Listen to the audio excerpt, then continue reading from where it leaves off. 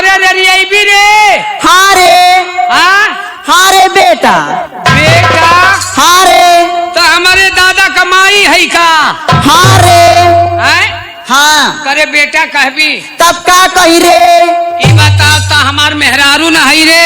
ई बता तुझे कैसे बोलाई रे। हो कह के बोला। हो कह के कि ये पिंटुआ का पापा ए हमारा राजा ई करे राजा के। अरे तू अब कैसे बोलाई। करे राजा कह ना। हाँ राजा कहली है ना तो मुके घिन ना बरत रे। काहे राजा के कहल जाला। राजा। हाँ राजा तो ओके आज लोग कहत हूँ आजकल के जानत है के हो। जतना कियारन में जर्सी सांड छूटल हम उन्हन के राजा कहत हूँ। हाँ रे वह राजा हम अपने मन का धांगत हम अपने मन का खा लेत हम केहू के खोभरियो में हली जात हूँ। ए हमार करे जाओ। सुन का हो जैसी बोलावत है ना कि जना था तोर करियावा फेफड़वा फाट जाई है ना। ऐसी मत बोला तनी खूब निक से सुघर मुघर।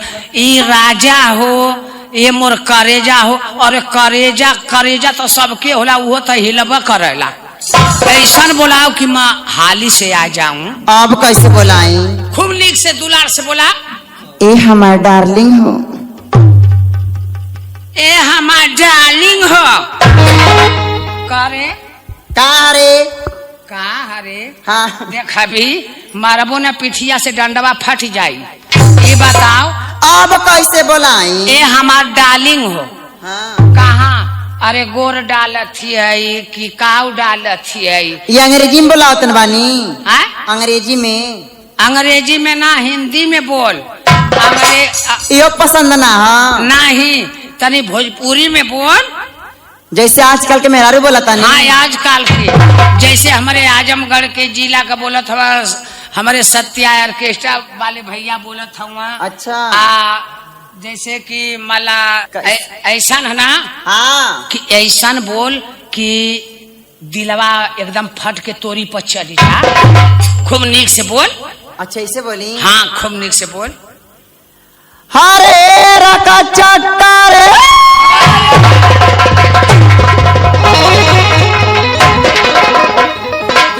ऐसी बोले भी ना। हाँ। तो आजकल मेहरारू से मर्द गिर के मिल लेता। अब कहबी हे राजा हे वो साइया हे भतारा तो ये तरह ना आवत है। जतना मेहरारू तगड़ा से गरियावत यही। हाँ। उतना मर्दा कहीं रहत हम छोड़ छाड़ के बलू कहीं बैठलो रहत हम पकड़ के दौड़ तो यह बात है। इतना दुलार से बोलेबी तो हम दौड़त चली आई। ठीक ना। अच्छा ठीक बा। हाँ। ए सुना हाँ तो शाम बहुत प्यार करीला हो हमसे। हाँ तब वो कितना प्यार करेली। बहुत ज्यादा प्यार करीला। तब वो कितना प्यार करेली। अरे आज तकले तमा प्यार कैनो। सुना बताता नहीं कितना प्यार करीला। कितना जितना एगो पतंग एगो डोर से करेला हो। एक ठे पतंग एक ठे डोर से। और क्या। अब कहीं कौनो काट देला तब तो पतंग गिरी ना। ऐसे कैसे गिर जाइबा।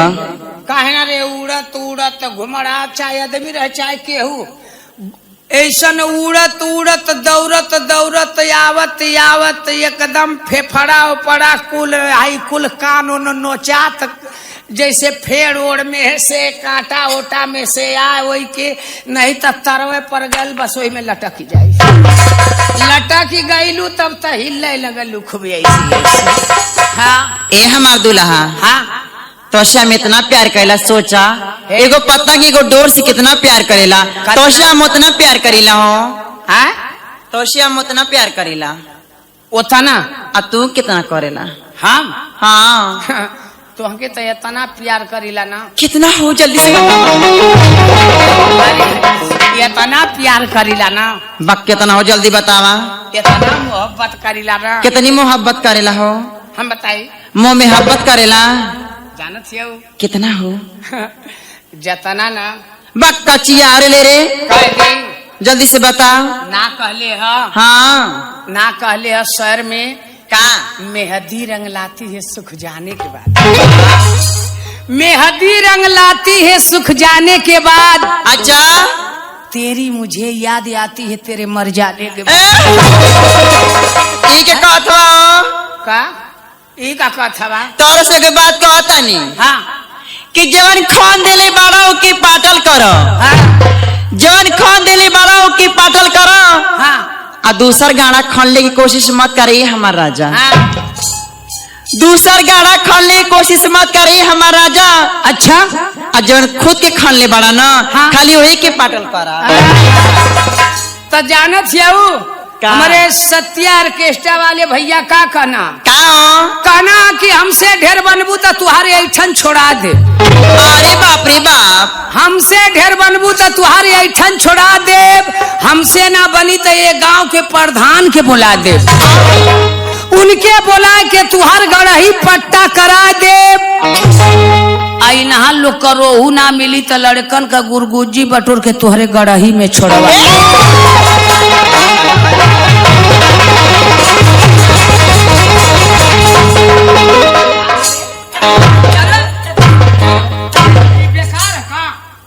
तो ऐसा कूद के बोला थी ये बताओ कि मैं बोल दे रहा तो मुके हम तो से इतनी प्यार करीला। हाँ। और तू हमसे कितनी प्यार करेला। नहीं वो तो शहर में कहनी है ना। अच्छा हम तो से तो हम इतना प्यार करीला कितना करीला ये नहीं रहू। इतना मोहब्बत करीला ना अरे बाप रे बाप कि एक ठे कसाई जितना बकरा से ये अरे माई माई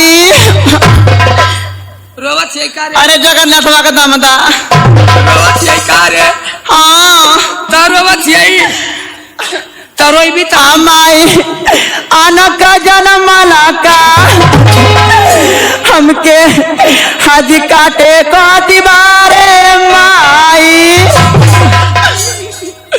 कहाँ तोर कुल टूट फूट गए कमर नुकसान तोर ए हमसे तू इतना प्यार करेला जितना एगो बकरा एगो कसाई से करेला। हाँ एगो बात बता दा। हाँ ए हाँ क्या मैं काटी जाऊंगी। हाँ कहा का कहते हो क्या मैं काटी जाऊंगी। हाँ क्या कहती जाऊंगी मैं काटी जाऊंगी। काटी नहीं जाओगी क्या कर जाऊंगी। सबको बांटी जाओगी। काटी नहीं जाओगी सबको बांटी जाओगी। अच्छा कहीं उनकी कहन जाओगी कहीं उनकी कहन जाओगी कहीं उनकी कहन जाओगी। बाप हाँ चुप रहा। का भाई ई कुल का कहला जाओगी तो क्या करोगी। क्या करूंगी। अपना चूल बर्तन लेकर जाना। हाँ, अपना चूल बर्तन उनके किहन लेकर जाना। चूल क्या होगी क्या होगी चूल जी। चूल में यही होगा क्या होगा। लकड़ी डालकर बारा जाएगा। आगो मैया आपका भदेली उस पर बैठाया जाएगा। अरे मोरी माई केहू भदेली हटावे ना। अरे पापाई हो पापाई है हमके हमारे पापा का याद आवा था। तोर पापा ना खाइए तो क्या करी। 4 जाने आए लमाई तो ऐसे लोग खाई जाना है। ऐसा ना ओ मन खिचड़ डाल दा चाहे बकरी डाल जा चाहे लड्डू डाल। अरे जैसी कौनो खाना डाल दा। हाँ हाँ अच्छा जैसे चूल भई तो आपका चूल भई। अब केहू लकड़ी लावत था अच्छा फोफा गेल तो का होई। अच्छा फूक दे हाँ कल छुल ना रहल तब का होई हो। केथू से चलाई कितू से चलाई बतावा। ना कल छुल रही है मामी जे लकड़िया लेके आए लई ना तो इतने बड़ा डंडा पागल तो भदेली में डाल के चलावे लगी। वही से जुड़ाई फोफाई ना है ना। हाँ। ए सुना तो सी को बात कहे चाहता नहीं हो।